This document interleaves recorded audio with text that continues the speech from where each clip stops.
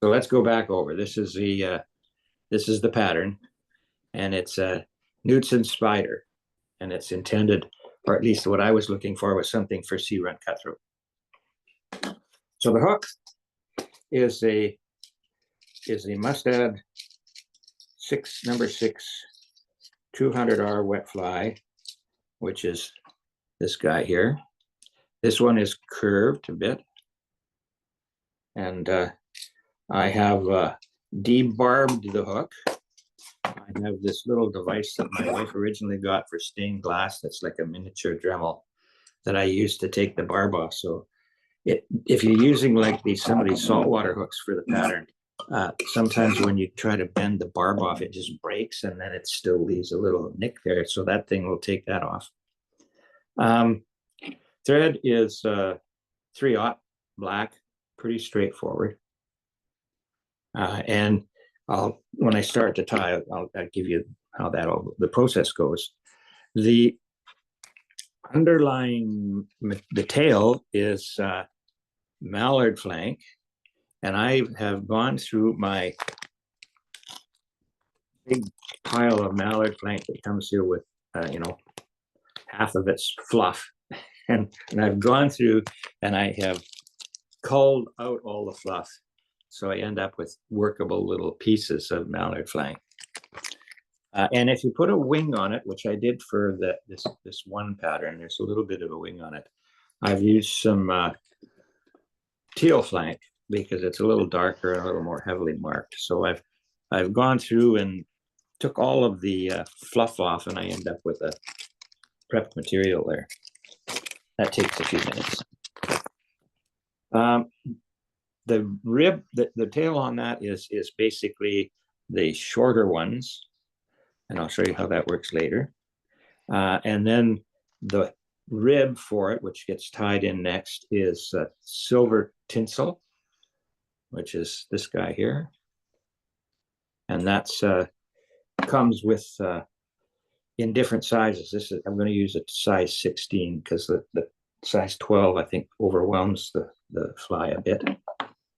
The body is chenille, and the first pattern that he tied was yellow, which I couldn't find any yellow chenille. I've used light green before, and that seems to be a nice looking color. But I'll do this in the orange because apparently the orange was a fairly effective one that they used to use. One of the things that happened when I was looking for some new chenille is some of the chenille that you get now is not nice and round. It comes out flat. You can see this. So in order to make it nice and round, when you put it on, you have to spin it around before you wind it onto the fly, which I found a little bit annoying. So that's why the green was looking a little weird. The medium black, that's nice, and that's a little bit the same, but again, you've got to twist it a bit when you're winding it. And this is the Hairline product. I'm surprised. And then I got some little bit sparkle. I've got some of that. So I think you can play around with whatever chenille you want.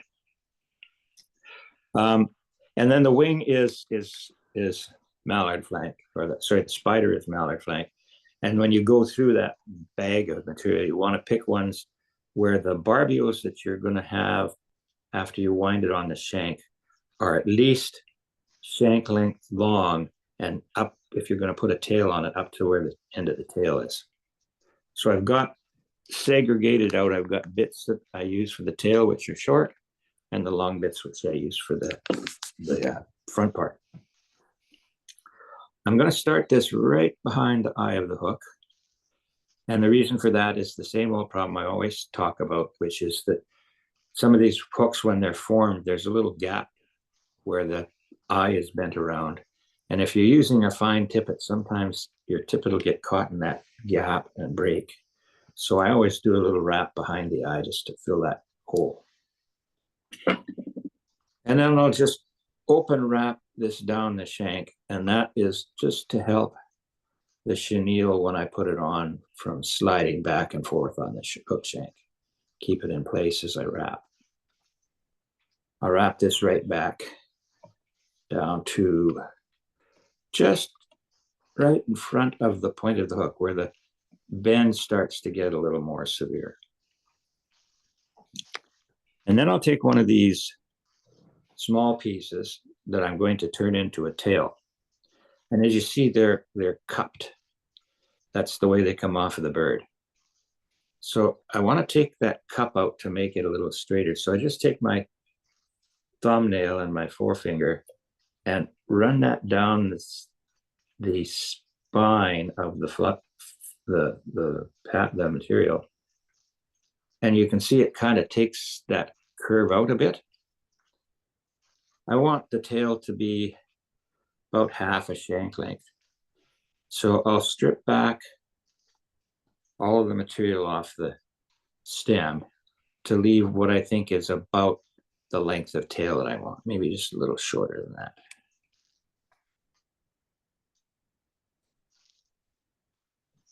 And because there's still a bit of a curve here, what I'm going to do is I'm going to lay this down with the stem on top of the hook shank and the curve facing up at the back.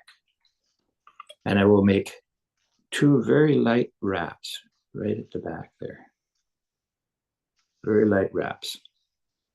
And I'll wiggle it around a little bit until the stem of the tail part is on top of the hook with the curve up. And I'll take the stem and pull it forward through those thread wraps until I get the tail length that I want. And then I will wrap it down up to where the fibers end. Make sure all of this is sitting properly on top of the hook. And you'll see when I do that, that gives it just a slightly upward curve to the tail. And I'll come back with my thread right back to where I've tied that in. Make sure it's sitting there where I want. And I'll take my tinsel, and I'm going to use the number 14 here. Now I have these nice spools like Florin does, but I don't have the magnets that allow it to stick to my vise that he uses. So I'm just going to cut a piece off. And this Uni Mylar has a gold side and a silver side. And I'll tie it down on top of the hook shank with the silver side facing the hook shank, silver side in, and the gold side out.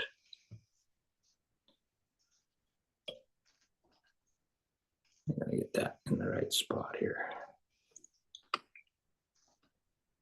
There we go. Gold side out, right on top of the hook. And I'll let it wrap around the side, the far side of the hook for me a little bit as I take it back to where the tail is tied.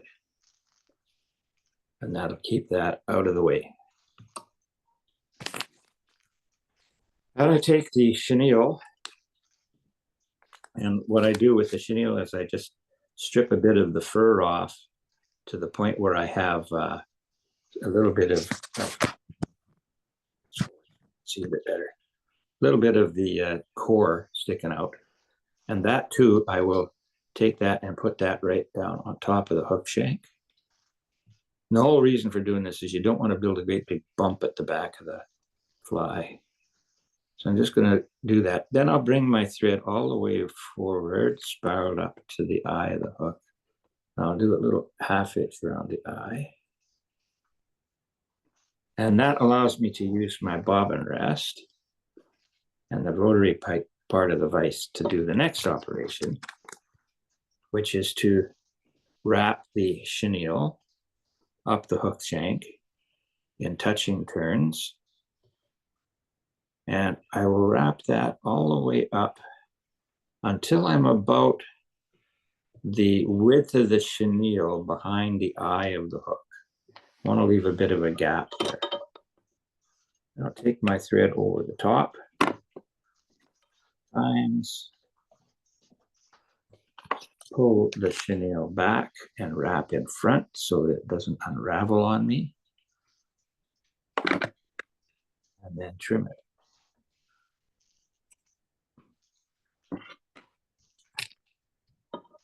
just there's a little bit of fuzz there. I'm going to just wrap that down and make sure nothing comes undone. Then another little half hitch so I can use the rotary. And I'll take, whoop, that is coming undone. I didn't get a good enough half hitch. There we go.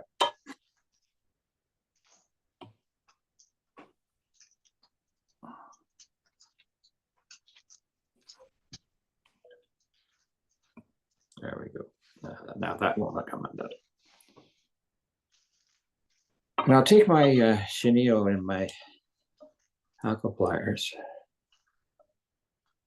and I'll hold it off to the side here. And then the trick here to get nice even wraps is to hold this at the same angle as you wrap forward. And this will give you a nice, smooth, evenly spaced wrap up the fly till I get to the front. And once again, over top times, and pull it back so I can get a couple of wraps there.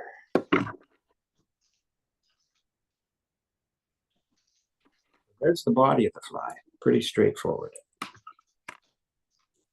Now the next part involves preparing the hackle that's going to make the spider part of this. And I've selected one that's about from where the eye of the hook is. It extends all the way to the back of the tail.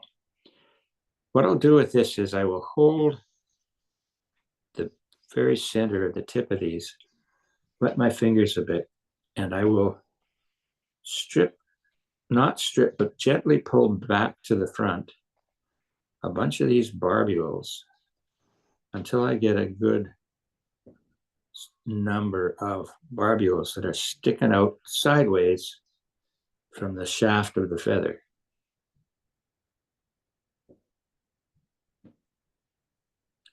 Then the trick is I need to wrap this around the hook shank to create that spider-shaped body.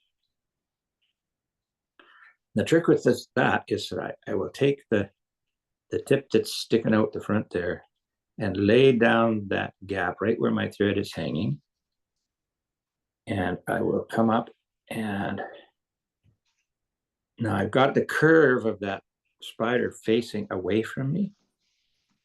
And I'm going to wrap a couple of good wraps snug back to where the chenille is, and bring forward a bit, pull this tip back and wrap over top of it. And that just keeps me from pulling the feather out when I start to wrap forward. And I will take the leftover bits here, trim them clean. Got to get that, there we go. Got to get the tip of the feather out of there. I'll take that and come down and just trim that.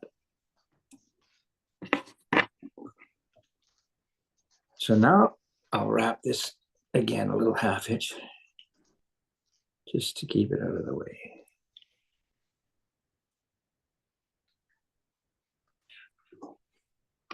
And now again, I will take my, not a good half hitch.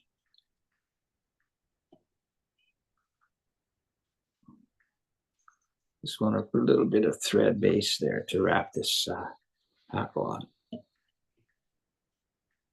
There we go.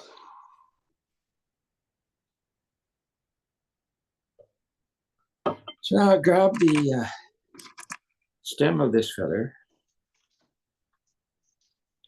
and what I'm going to do is take the stem in my hackle pliers,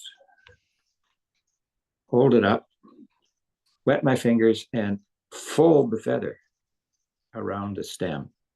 See how it's all folding back there? Then I'll make a wrap around the shank. And as I do that, I want to keep stroking all these fibers backwards as I go around. because that will lay them out relatively evenly around the hook shank. If you don't do that, some of them will get trapped underneath and it just won't wrap as well. It won't all evenly around the hook shank. So I'm going to keep doing that.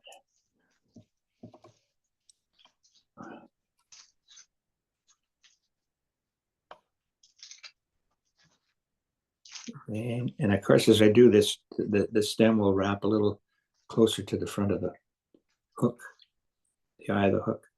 Then when I run out of feathers to wrap back, I'll put my thread over top there. And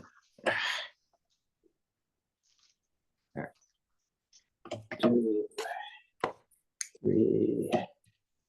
I'll pull the stem back, and I don't want this coming undone. So I'll do 2, 3, or 4 wraps over top of that folded back stem so that it won't come undone.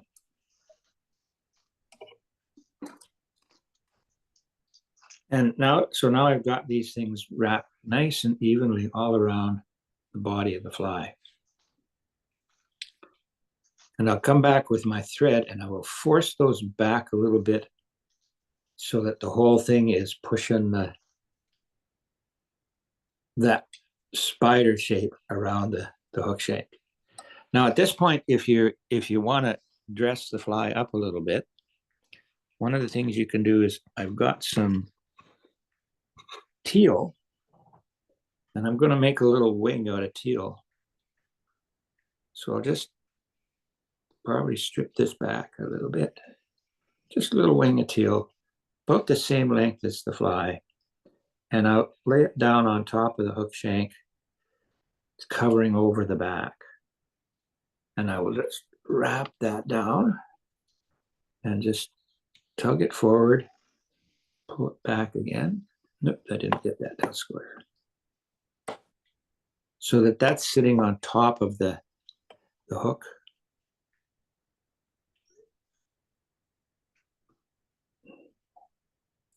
And cinch it down good. Wrap it again. And then just make sure everything's positioned well. So I got a little bit of a darker, more finely marked wing on top now. And then I'll build a bit of a head on the front of this thing. And then we'll finish.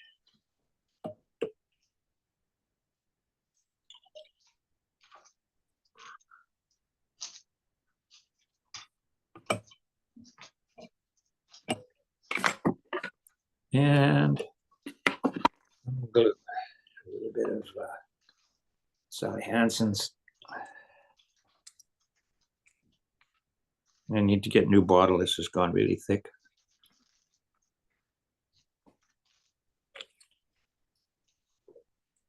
And I have a little piece of leftover feather here, I think. Yeah, I got a little piece of leftover feather here. And I'll stick that through the eye of the hook.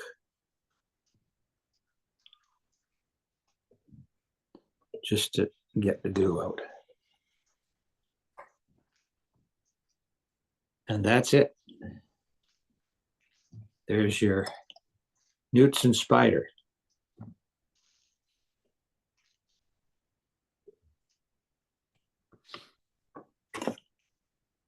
There you go. Now, the time that it takes to tie this is prepping the material, getting it all sorted. So like I say, I went from a bag of, looks like that, a bag that looks like that, pre-prepared material. And I'll stuff all this stuff in, so I want to sit down and want to tie a bunch of them. I have all the pre-prepared material ready to go. Yeah, another thing you can do when you're preparing the material is to sort the feathers by size a little bit into smaller Ziploc bags. Yeah. And it takes a while, but you only do the mess once and then you can clean up. Yeah, because this is what the Mallard Flank looks like, and this is what the teal looks like. So before you start stripping bits and pieces, and then it ends up with a little pouch full of material that you can spend some time going on. So that's him.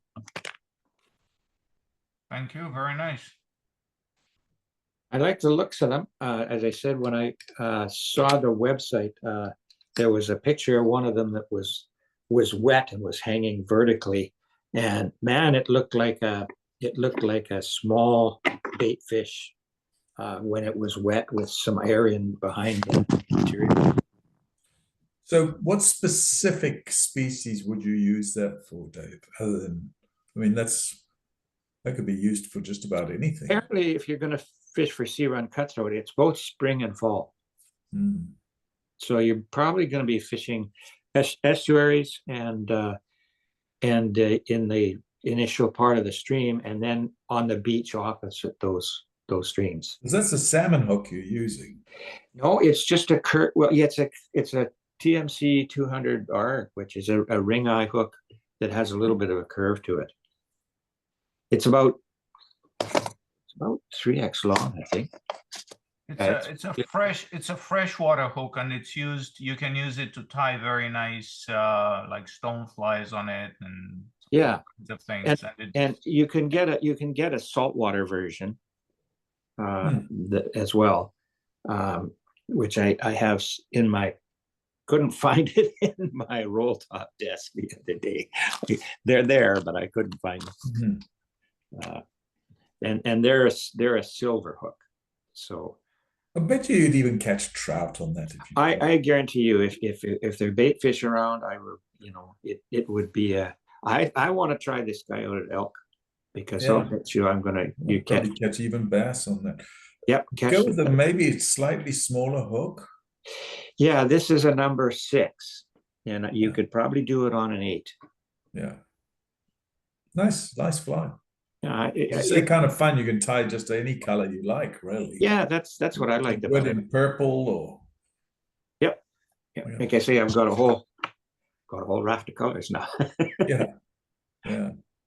There we go. Good. Sorry for being late. No sweat, Bill. You'll be able to follow it on the recorded version when we're done. I went fishing this morning. Did you? Any luck? Out in the ocean. Yeah. Yeah, it got too rough. We had to call it short, but I did get one bite, so I was quite pleased. Yeah. So whereabouts? Just in front of the harbor. In front of the harbor, yeah. Yeah. Okay. But there's absolutely no snow in Victoria, and here in Langford, there's an inch or more. Yeah. And when we were out on the ocean, I'm looking at Langford from the ocean, and it looks like a mountain top covered with snow. Well, here in Saanich near Tillicum, we are getting wet snow, and there was a light dusting of snow overnight that's getting quite soggy. I don't know if you can see that. Yeah.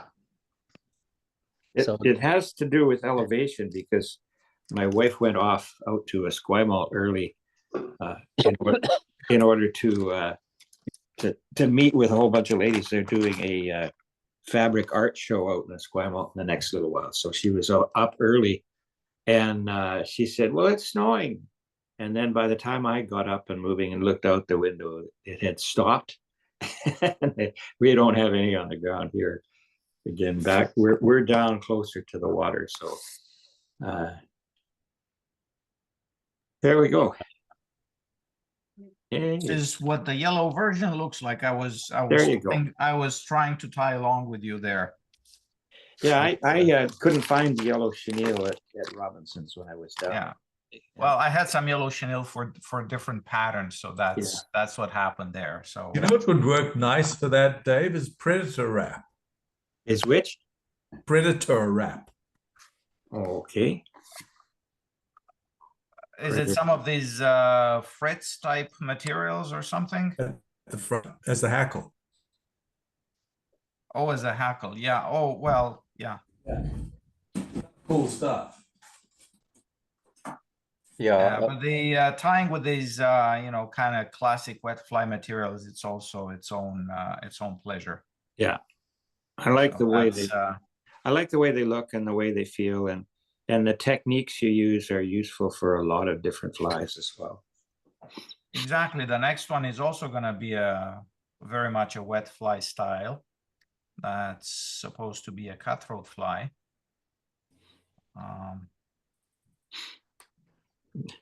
We're talking cutthroat flies because I think Florin and I want to do a little exploring sometime this spring on the beaches around here and see if we can find some. So this one here is going to be a fair bit smaller than what Dave has tied. This one's on a size 8 standard saltwater hook. And it's pretty traditional in its choice of materials. So no funny neon colored things on this fly. It's actually this is a pattern that is supposed to be a hay brown pattern, hence the traditional materials and the nice traditional look to it. And I got it out of this little book. Half of my library is, well, more than half of my library is in boxes. So my choice of, you know, tomes for fly tying inspiration is a lot more slender. I have this little book called Island Fly Fisherman, and it's got a bunch of chapters on different species on the island, and it has a little chapter on Sea Run Cutthroat. And at the end of the chapter, this is where today's patterns can be found. Okay, I'm going to use relatively fine thread, although this is a pretty big hook. So I'm just using size 8/aught thread. And there's an advantage to that, which is you're going to be able to get more materials and more wraps of thread if you need them without adding ugly bulk. The other thing is when you put tails and things like that on a fly, you don't want to have ugly bumps here unless you really want to cock up the tail in a particular way. So finer thread helps. Okay, one key ingredient here is partridge. And I have a little partridge skin here. I'm just going to pluck a feather off the back. And I will separate first the fluff out. One side, the other side. Here you have to be careful. These things are a bit fragile. You see how the stem broke off already. Okay. So this is the business end of the feather that I can use. I'm going to grab a clump of fibers from one side. And experience will tell you how much is the right amount. And then measure it against the hook shank. I want about a length that's about the gap of the hook. So here we go. And wrap forward. This will get my tail on without spreading it or doing anything else. The next thing I'm going to do is I'm going to take my tinsel, which sits on a bobbin with an elastic and a magnet, which is what Dave should be getting himself soon enough. If he doesn't, I should make him one or two so he can use them. You'll see where that comes in handy. And now what I'm doing is I'm going to put this down. I'm going to let it hang a little bit over here. I want it just a little longer tag there that I'm just going to wrap over as I move forward with the fly. So I'm not going to worry about cutting it or anything. And I'm just going to wrap backwards over the tinsel towards the point where I tied in the tail. Okay. And then I just take the tinsel and attach it to the vise and let it hang there. Next, I'm going to get a bag of magic material, which is seal fur dubbing. And I'm using an olive color. Well, the problem with silver dubbing, I have many packets of olive, and each of them seems to be a different color. You just go through and find something that looks right to you. Okay. I have no idea exactly what this fly is supposed to look like. The picture gives some notion of the color, but some of this photography is not very accurate in its showing of the colors. So I just kind of eyeballed it, and this is a nice kind of deeper, darker olive. I have some lighter tones. We can try different things and then ultimately see what works. Okay. Now, seal fur is not very easy to dub, and the secret to it, to get it somewhat manageable, is to put tiny, tiny amounts of dubbing and just put a little bit at a time. This also allows you to build a nice shaped body. As you can see, the little tag for the tinsel can be covered up with the body. There's no need for extra cutting. A bit more here.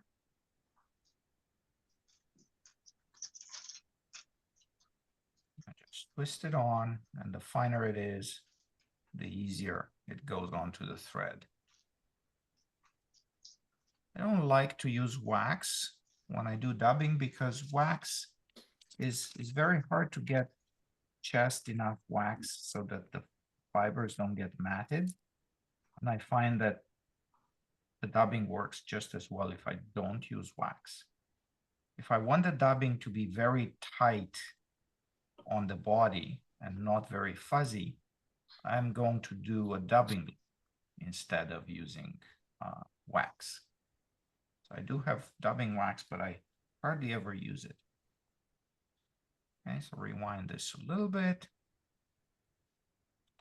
And whenever, leave myself here a little bit of space at the head. As you can see, I still have a few guard hairs that are sticking out big time. Those I want to get rid of. The rest of the fuzziness is gonna stay. And just trimming off the stuff that's like all over the place. And now I'm gonna let this hang and move on to the tinsel. So lift this up, give myself a little bit of tinsel off the bobbin.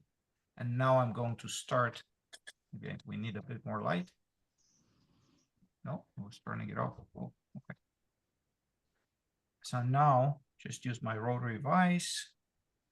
And see here, I have to be careful because I am squishing down the tail fibers and pushing them in the wrong direction. So I'm gonna angle this forward a little bit so I don't affect too much those tail fibers. Okay, so a few wraps here. You can see this tinsel gives a bit of a glint, but it's otherwise buried in the body. Go. One. Wraps for the tinsel, and a couple of wraps in front, and then.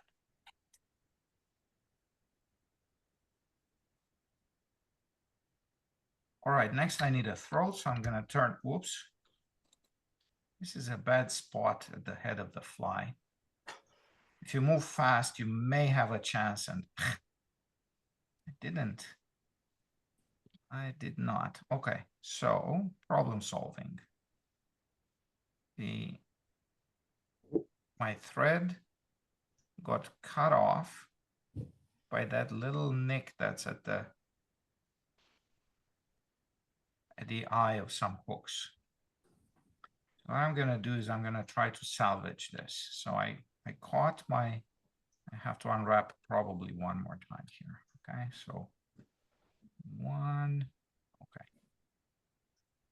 So I caught it with a pair of good hackle pliers. And now I'm going to move it up here. And run once, twice, 3 times. This is very tight, as you can see. And I'll try to squeeze in the tips of my scissors. Yeah, okay, I got that. That's the old broken thread. Have to clean that up as well. Okay, so here we are. And you can see probably what the problem area is right here, where the wire bends backwards to form the eye of the hook. That's sometimes it's a good idea to just put a few wraps of thread before you do anything else, just to safeguard yourself against what just happened to me here.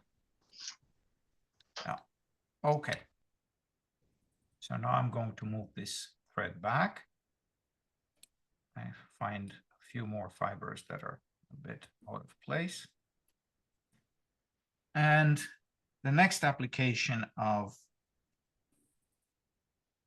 soft hackle here is going to be a throat for the, I don't seem to have, okay, I need a new feather.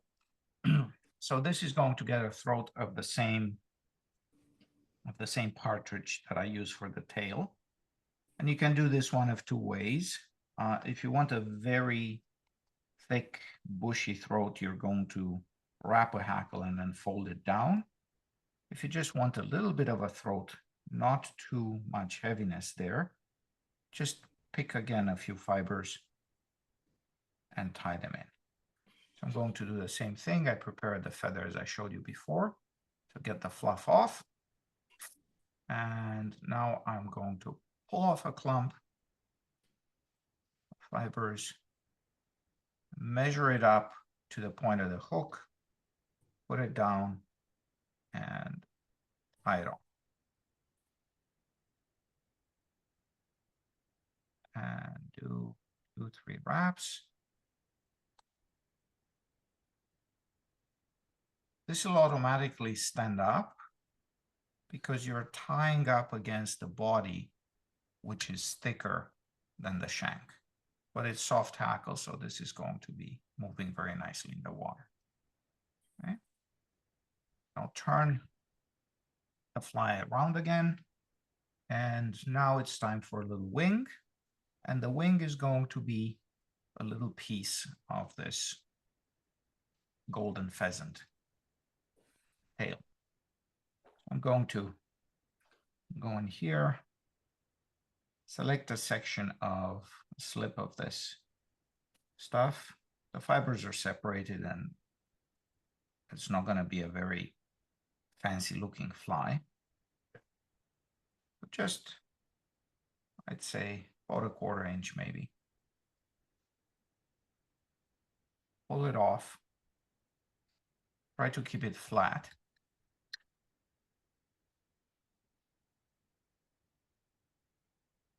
And put it on top of the hook, reaching to about the midpoint of the tail. And then grab it with your left hand, if you're right-handed like I am, and then just wrap over it without letting it go until you've properly tied it on. Okay?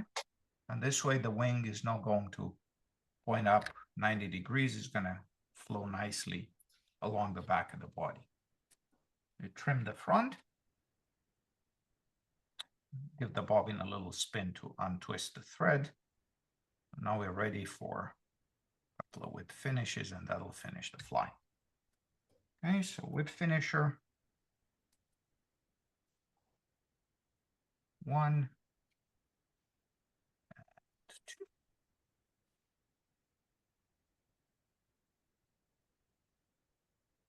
And then one last trick here is when you cut, if you don't want to have an ugly tag, the thread has a little bit of give to it. So you just pull that thread tight, put your scissors straight up against the head of the fly, and let the blade do the cutting without you actually going chop, chop. And that'll pull the thread up, you cut, And then the tension in the thread is going to pull it back under the wraps you just did for the whip finish. And that's fly number 1. And this is supposed to imitate some kind of a crustacean. Which crustacean exactly, I don't know, because I have to yet familiarize myself with the critters that live in these waters and are primary food sources for the cuts. So that's pattern number 1. If we have time, I can do pattern number 2. And if I move quickly enough, I should be able to do that. Pattern number 2 is, again, a Hague Brown pattern. All classic materials and tying techniques. Pretty similar idea, right? Tail, throat, wing, just the body is different. It's just plain silver tinsel, and we have a red, a hot orange tag here under the tail. So let's see how this one is tied. There are a few little tricks here that will make the fly look a little bit better. First, hook and device.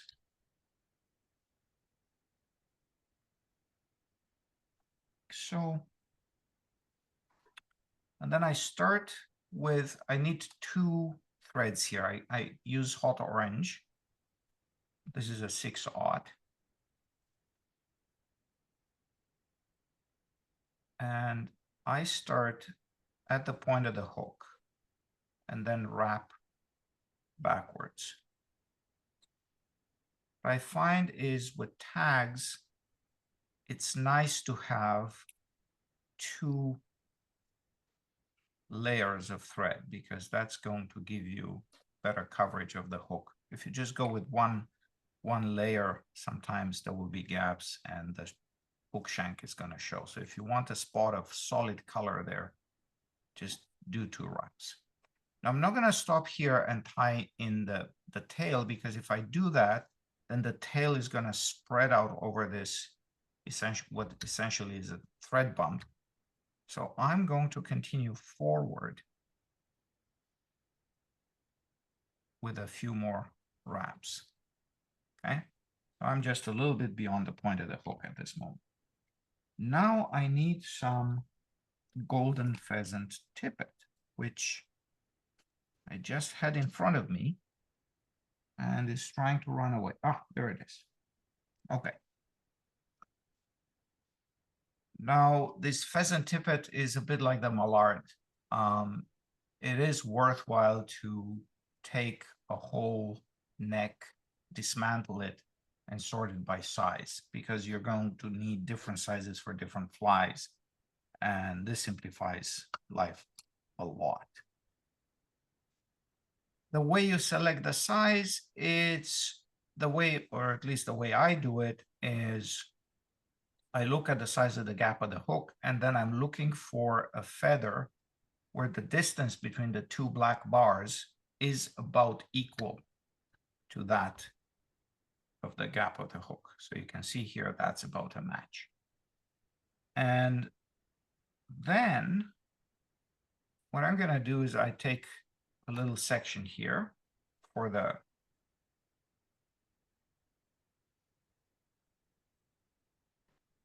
tail.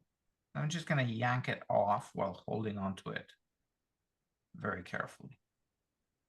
I measure this up. I want the tail to be something like this.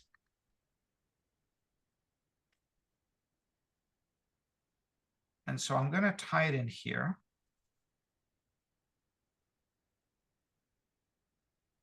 Make sure that I'm happy with the length. Remember, I'm not going to wrap all over the orange backwards. I'm just going to leave that little tag. So hold on to it, wrap backwards to the point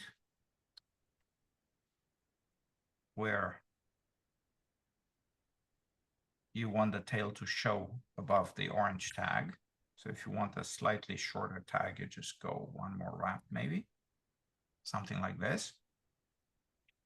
And then trim of this remaining stuff, not the entire thing, because now we're going to use flat tinsel and we want as smooth of an underbody as we can get.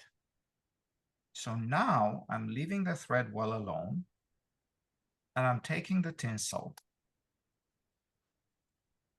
and I'm tying it. This is a size 14 tinsel. And I'm tying this gold side up. And again, notice how I leave a tag that's longer, because this longer tag is going to become part of the underbody for the fly. Okay, and carefully wrap this over as evenly as I can, all the way to the front. Okay, gonna let this hang here for a moment. Now it's time to get rid of the orange thread.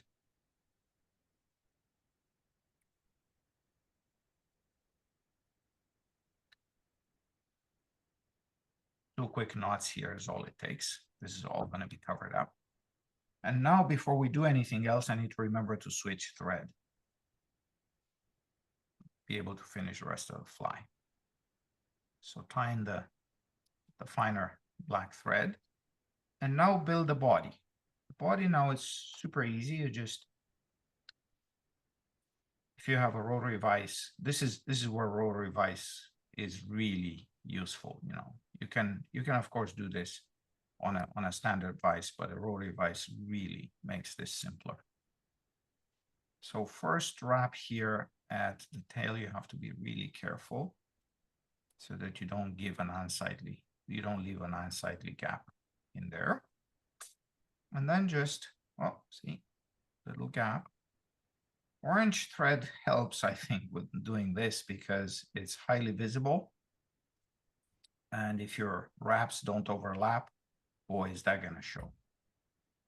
Okay, now I notice that my thread has moved backwards, which I don't want. So I'm just gonna unwind it a little.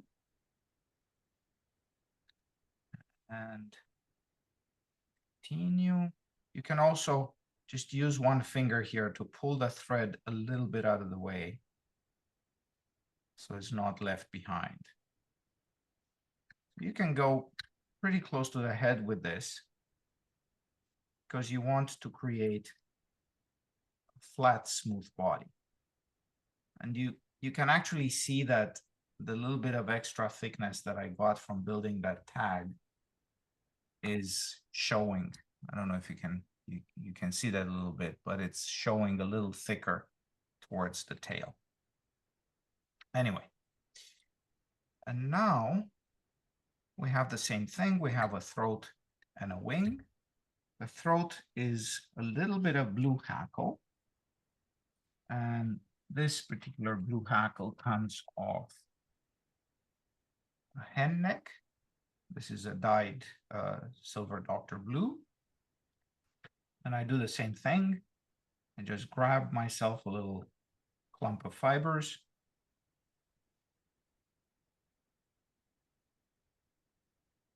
Measure them so they reach the point of the hook.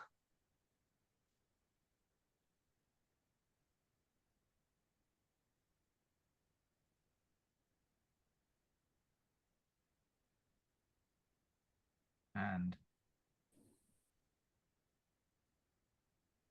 lay them down, okay? Crowded the eye a little bit here. I wasn't careful enough. So that's my throat.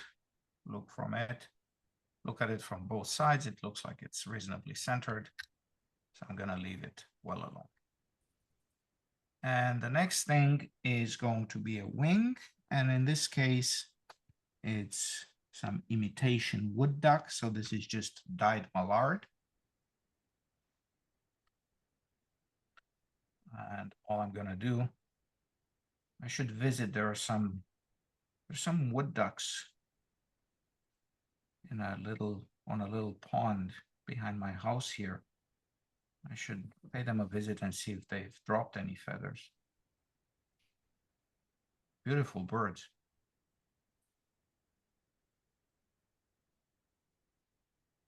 And measure this to again about halfway down the length of the tail.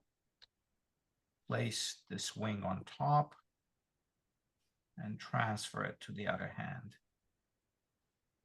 And then from the point where the thread was hanging, wrap forward. This will ensure that the wing stays nice and flat along the body, which is what the pattern requires. Okay, and then trim.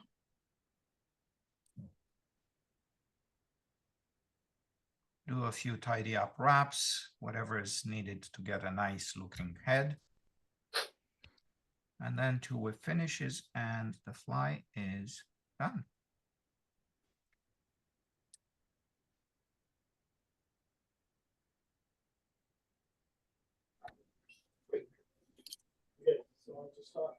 And again, pull on the thread a bit, cut.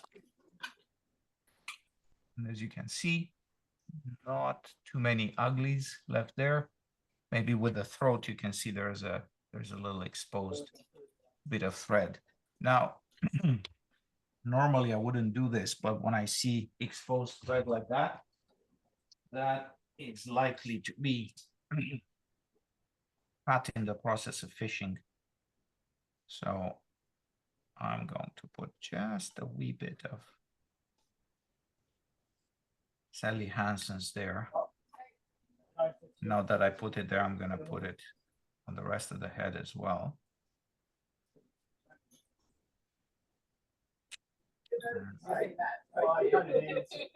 That should do the trick. Give it a whirl. So it's going to flow around the hook. And that's the fly. Done.